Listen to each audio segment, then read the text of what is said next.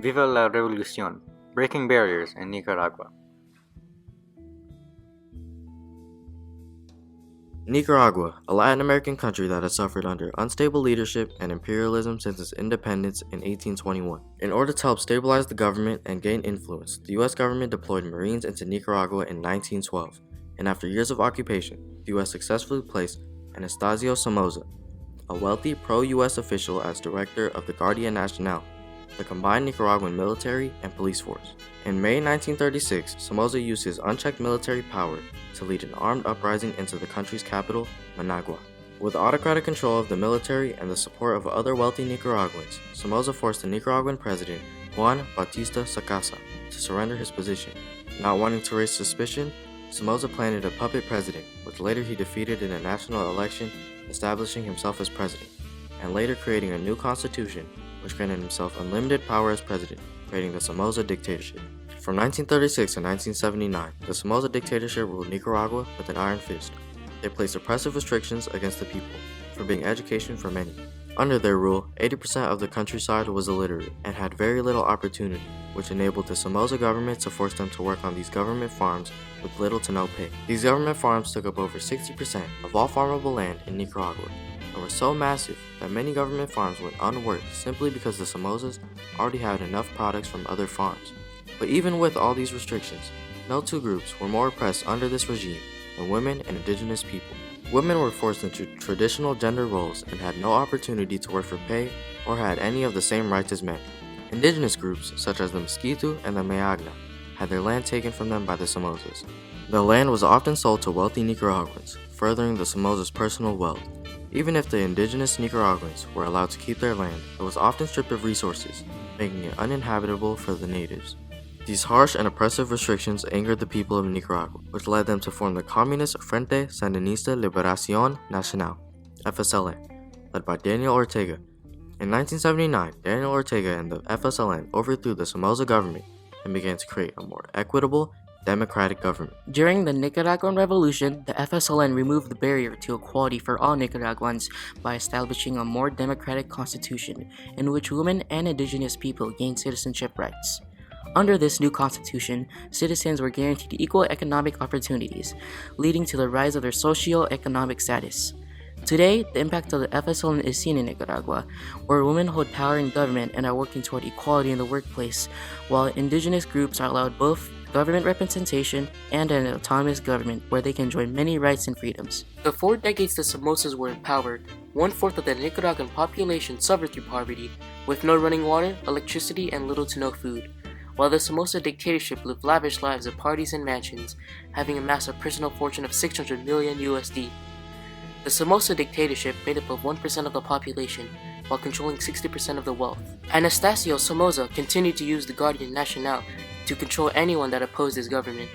In 1979, the FSLN started a violent revolution against the Somozas. The FSLN took over the capital of Mayagna, assassinated Somoza, and later instituted a new government and new constitution that used a combination of communism and democracy in order to prevent a large wealth gap between classes, as well as allowing every citizen to participate in government. This participation was promised with new citizenship policies. Article 47 states all Nicaraguans who have reached 16 years of age are citizens, and Article 51 states citizens have the right to vote and be elected at periodic elections.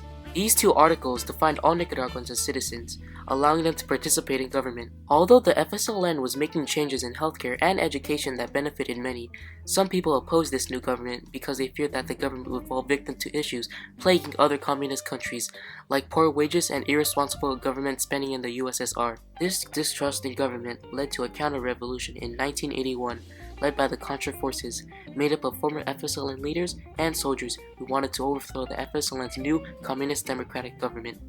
This counter-revolution was known as the Contra War.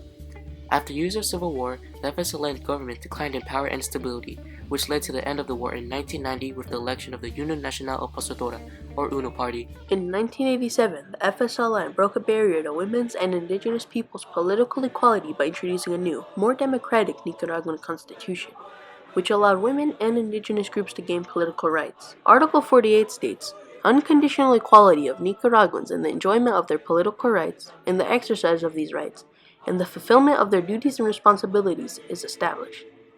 There exists absolute equality between men and women.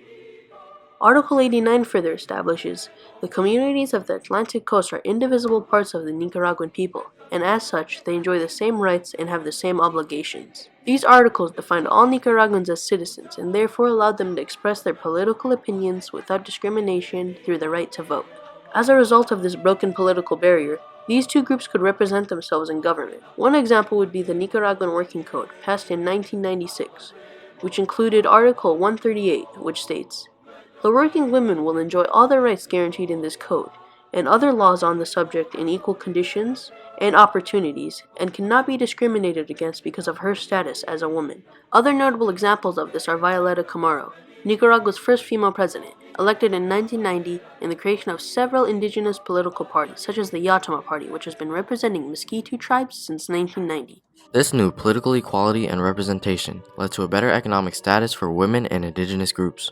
For example, the lack of political discrimination and new representation allowed for legislation to be passed that made women equal to men in the workforce. For example, Article 138 of the Nicaraguan Working Code states, "The working woman will enjoy all the rights guaranteed in this code and other laws on the subject in equal conditions and opportunities, and cannot be discriminated against because of her status as a woman." This granted women more access to the workforce, allowing them to financially support themselves and their families. By 1989, women made up 45% of the Nicaraguan workforce.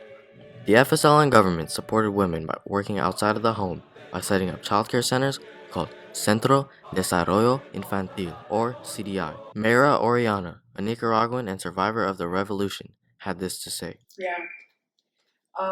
Even when I was there, the government, when they create some centers called CDI, that the women can leave children. It was a type of daycare, so women can leave their children and they can go to work. The effect of government representation creating economic opportunity also applied to indigenous groups, who were able to make up 48% of the paid workforce in Nicaragua. Indigenous groups also receive funds to rebuild their communities and set up businesses on their land. For example, in July 1991, the Nicaraguan government gave $5.4 million from the U.S. to Mosquito tribes in order to start rebuilding their communities that were destroyed by the Somozas and the Nicaraguan Revolution. Today, the Nicaraguan government continues to break barriers for women and indigenous groups. More women in Nicaragua hold prominent roles in the government, with two examples being Rosario Murillo as vice president and Martha Elena Ruiz Sevilla as Minister of Defense. Women make up 46% of the Nicaraguan National Assembly, the 8th highest ratio of men to women in the world. Indigenous people run their local governments in traditional indigenous structures because they are protected by Article 89 of the Constitution, which states, "This state recognizes communal forms of land ownership of the communities of the Atlantic coast. This law and these amendments give them the right to keep their culture and govern their land in traditional ways with communal land ownership." Indigenous groups also have representation in the National Assembly. From 1990 to 2018, Nicaragua's HDI value, Human Development Index, has increased by 24%. A citizen's life expectancy has increased by an average of 10 years, and expected years of schooling has increased by 4.5 years. From 1936 to 1979, the Somoza regime ruled Nicaragua with an iron fist, oppressing many, including women and indigenous groups.